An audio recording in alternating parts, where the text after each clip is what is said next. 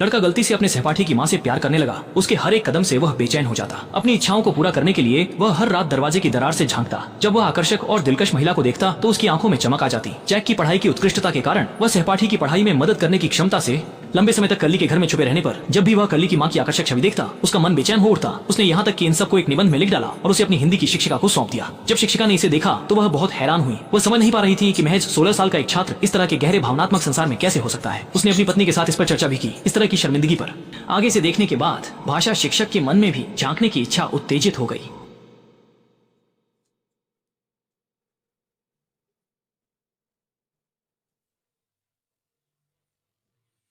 साहित्यिक उत्साह जिसे मन से मिटा दिया गया था उसे फिर से प्रज्वलित कर दिया गया। उसने न केवल जैक को चेतावनी नहीं दी बल्कि उसे अपने लेखन को बढ़ाने के लिए प्रेरित किया। शिक्षक की सराहना देखकर और अपनी निजी इच्छाओं के चलते जैक का व्यवहार और भी अधिक साहसी हो गया। जब वह फिर से जुआन माँ पर मोहित हुआ, वह जानबूझकर एक अत्यधिक कठिन सवाल प्रस्तुत करेगा। जबकि जुआन माओ उस मुश्किल प्रश्न में उलझा रहेगा, वह चुपके से लिविंग रूम की ओर दौड़ जाएगा और जुआन माओ की माँ को बेशर्मी से देखने लगेगा। लेकिन जब उसकी आंखें लगभग बाहर निकलने वाली होगी तब जुआन माओ की माँ ने उसे देख लिया। जब वह सवाल पूछने आगे आई, जैक जल्दी से चित्र के सामने खड़ा हो गया। कला का आनंद लेने का नाटक करते हुए रात में अभी भी उसकी को खोला।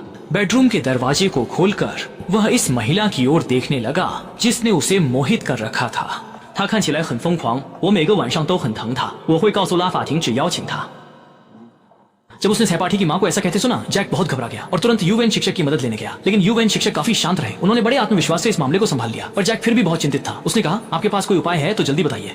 असल में यूवेन शिक्षक प्रश्न पत्र लीक करके जुआन माओ के अंक बढ़ाना चाहते थे ताकि जैक जुआन माओ के घर में रह सके और उन्होंने जैक को सबसे अच्छा तांग झांक कोण की विशेष कक्षा भी दी। जैक ने ये सुनकर आह भरते हुए कहा, शिक्षक वाकई अद्वितीय है। इसके बाद यूवेन शिक्षक ने तुरंत कार्यवाही शुरू की। उन्होंने स्कूल में ओवर टाइम का बहाना बनाया और जब सभी सहकर्मी चले गए तो चुपके से गणित शिक्षक की अलमारी खोली। अंत में परीक्षा की शीट निकाल ली और पहले से परीक्षा की शीट प्राप्त करने वाले जुआनमाओं ने परीक्षा में जैसे कोई देवता अवतरित हुआ हो डरावनी ताकत दिखाई और लगभग पूर्ण अंक प्राप्त किए। जब उसके माता पिता को यह पता चला तो वे बहुत खुश हुए और पूरी सफलता का श्रेय जैक को दिया। जैक ने भी जुआन माओ के घर में पूरी तरह से अपनी जगह बना ली और जब रात गहरी हो गई तो उसने अपनी बहुत समय से चाही गई देवी को देखने का सिलसिला जारी रखा। धीरे धीरे जैक का मन भी विकृत होने लगा। जैक ने एक भी शब्द नहीं सुना। इस समय वह उनकी परिपक्व आकर्षण से पहले ही गहराई से प्रभावित हो चुका है और इस भावना से बाहर नहीं आ सकता। परंतु उसने यह नहीं सोचा था कि जैक ने उसके साथ से गिरा हुआ सेब उठा लिया।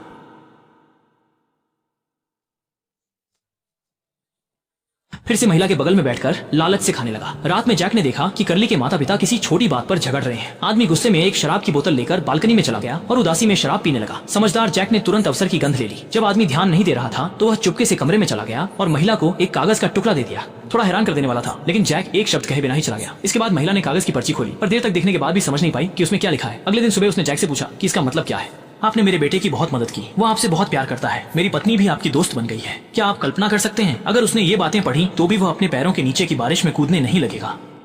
असली में यह एक प्रेम पत्र था। जैक ने कविताओं के माध्यम से अपनी देवी के प्रति अपने प्रेम को छिपे तरीके से व्यक्त किया और यह उच्च स्तरीय प्रेम पत्र वास्तव में उसके शिक्षक की रचना थी। वह कल्पना कर रहा था कि हिंदी शिक्षक वहीं पास में है, प्रत्येक शब्द का महिला को अर्थ समझा रहा है।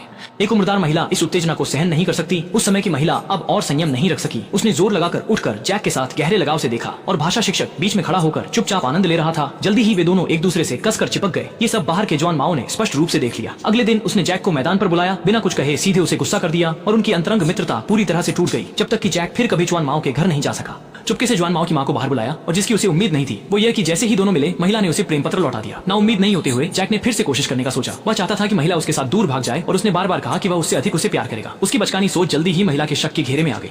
महिला को ऐसा कहते सुनकर जैक का दिमाग झंझना उठा। वो मान बैठा था कि सामने वाला भी उससे प्यार करने लगा है, लेकिन इतनी मेहनत के बाद पता चला कि यह तो एक गलतफहमी थी। उसने देखा कि महिला घर की ओर मुड़कर जा रही है। दरवाजा खोलने वाली उनकी शिक्षिका थी। उनकी पूरी देह से परिपक्व आकर्षण फैल रहा था। जैक फिर से मंत्रमुग्ध हो गया। उसने शिक्षक से हिसाब करने की बात पूरी तरह से भूल गई।